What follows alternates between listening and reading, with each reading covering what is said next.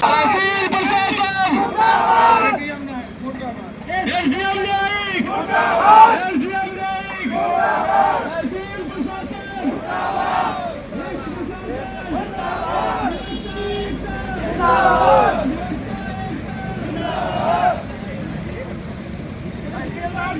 हुई थी, उसमें कुछ प्रमुख बिंदुओं पर भी विचार के लिए आपसे अनुरोध हम लोगों ने किया, लेकिन उनमें एक भी बिंदु आज तक प्रभावी रूप से हल आप लोगों ने नहीं किया। ना तो कोई नकल की कोई ऐसी व्यवस्था आपने दी। कई हमारे साथी बताते हैं नकल के लिए परेशान रहते हैं। जो बात होगी लिखित में होगी, नकल के लिए कोई नियम नहीं बना है।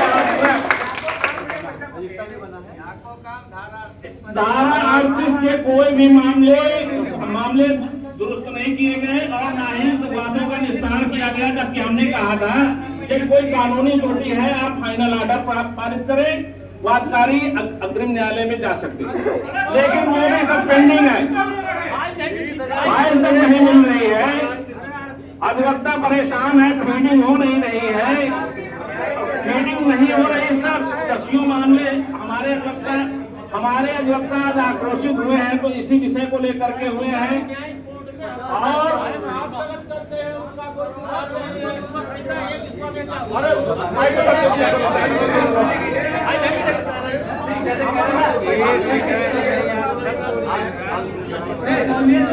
ये तो एक बात हो गई। अभी समस्या है ना, भैया आपने कहा था कि लिखित में कर देंगे, तो एक बार लिखित में दे दीजिएगा। और हमने ये कहा था नहीं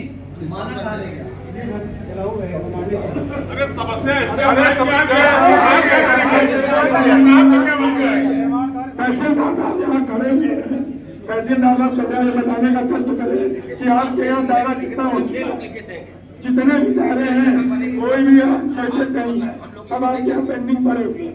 जितने भी आदेश होते हैं उनकी फीडिंग नहीं होती है। आप दिखवाने का काम आप पता लगा ले क्यों कार्य नहीं दर्ज करते। आप क्या प्राइवेट कर्मचारी हैं और इतने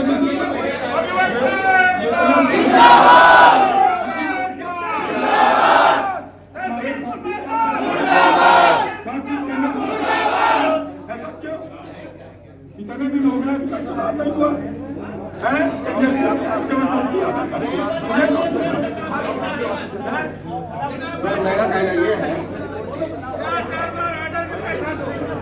मेरा कहना ये है जो लिखित की बात कही मैंने कही है, लेकिन हमारे साथियों का कहना ये है कि जो आप ऑर्डर करें वो लिखित में ऑर्डर करें। मतलब 3 दिन में ऑर्डर हो जाए, टाइम हो गया है, कोई काम हो जाए वो भी आ गया है, 3 दिन में ऑर्डर हो जाए, 4 महीने ऑर्डर पड़े, 1 साल में ऑर्डर हो रहे हैं। दूसरी बात सर, नकल में एक रजिस्टर मेंटेन हो, नकल संख्या नकल संख्या और नकल संख्या जारी होने के बाद क्रमानुसार नकल जारी हो। 80% नकलें गायब हो जाती है, नकल के पेपर ही गायब हो जाते हैं। तो सर मेरा कहना है कि क्रमानुसार नकल जारी हो। दूसरी बात, हमारे अध्यक्ष महोदय ने कहा कि किसी को रिवीजन में जाना है, 20% है किसी रिवीजन में उसको नकल टाइम से मिलनी चाहिए। तो मेरा सर कहना है कि धारा 38 में ऐसा हो रहा है कि लेखपाल द्वारा वसूली की जा रही है इस प्रकार से। तो मेरा सर कहना है कि इस मामले में चाहे एसडीएम का एक मामला हो, चाहे आपके एक मामला हो, चाहे न्यायिक का मामला हो, जो भी नियम हो सबके लिए एक। दूसरी बात, एक और गड़बड़ी आपके यहाँ हो रही सर कि आपके यहाँ लिस्ट नहीं लगती, पुकार हो जाती 70 लोगों की और घुस जाते हैं उसमें 150 लोग। तो मेरा सर कहना है क्रमानुसार पुकार हो और 5-5 लोगों को पुकार हो, जब 5 का निस्तारण हो जाए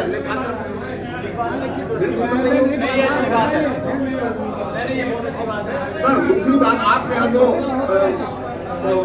प्राइवेट कर्मचारी और सोल्यूशन निकल आएगा 1 हफ्ते के अंदर, अंतर दिखेगा। लेकिन ये चीज आप हमें बुला देंगे, आप 12 बजे फोन मिला लीजिएगा मुझे, और ना उठे तो मुझे बताइएगा, और ना उठे तो कॉल बैक ना आए तो बताइएगा, और अप्लाई करिएगा 12 बजे मुझे कोई भी समस्या बताने के लिए। दिसंबर में हमारी कार्यकारिणी उसमें आपसे कुछ प्रमुख बिंदुओं पर विचार के लिए कहा गया था, आप उसको नोट किया। बिल्कुल क्या प्रगति है आज तक? अब प्रगति या तो आप ये कल हम पूछ लेते हैं, अब ऐसे में प्रगति हम तो कह रहे हैं अभी। सुनिए वो अधिकार देखिए, केवल शिकायत मेरी नहीं थी, बल्कि अगर आपको याद हो अधिकांश मेरी नहीं थी, है ना, तो उन अधिकारियों को बुला लेते हैं। लेकिन थोड़ा सा हमें दुख तब हुआ जब आपने कहा आधे घंटे से बुला रहे हैं और हम निरंकुश शासक की तरह से अंदर बैठे हैं, ये सुन के थोड़ा सा हमें वो हुआ, है ना। आप एक फोन कर देते, आप जहाँ के धमा के बस्ते में आ जाते बात करने के लिए। भाई हमारे आपके बीच अगर संवाद नहीं होगा तो सब जनता का बिगड़ना है। बिल्कुल हमको हमें आवाज के अंदर नहीं सुनाई पड़ी। क्या आवाज लगा रहे थे हम लोग? नहीं, क्या लगा रहे थे आवाज? तो हम समझे आप भाई ज्ञापन देंगे कुछ बात। अभी तो मैं जस्ट कितनी देर पहले आया, बताइए आप बात समझिए। अभी हमें आए हुए कितनी देर हुई थी आप बताइए। नहीं सर, हमारा प्रश्न है कि जो दिसंबर में आपने कहा था कि अब इसका आपको कुछ न कुछ सारांश अच्छा दिखेगा, हमको कोई आज तक सारांश अधिकारियों को नहीं दिख रहा है, हम लोगों को नहीं दिख रहा। पीटी की वही समस्या, आर्टिस्ट की वही समस्या, तो वही बात हम चाह रहे हैं। देखिए मेरा प्रस्ताव ये है, अगर इसके अलावा कुछ और तो आप बताइए। मेरा प्रस्ताव ये है कि जो अधिकारी संबंध उस दिन सब नहीं बैठे थे, अगर आपको याद होगा तो वो हमने ही दूसरों की तरफ से भी आपको हाँ कर लिया था, सब लोग नहीं बैठे थे, अगर आपको याद हो तो मेरा कहना है कि जो अधिकारी संबंधी जो उस दिन नहीं बैठे थे, याद है ना आपको, उनको भी बैठवा लें और एक 6-7 दिन का मौका दे दिया जाए, फिर हम लोग देख लिया जाए। मतलब ये ठीक बात है, आप लोगों का अधिकार है। लेकिन अब 1 दिसंबर को बात हुई थी, आज क्या जनवरी है? नहीं, उसमें एकदम से जो बना एक बार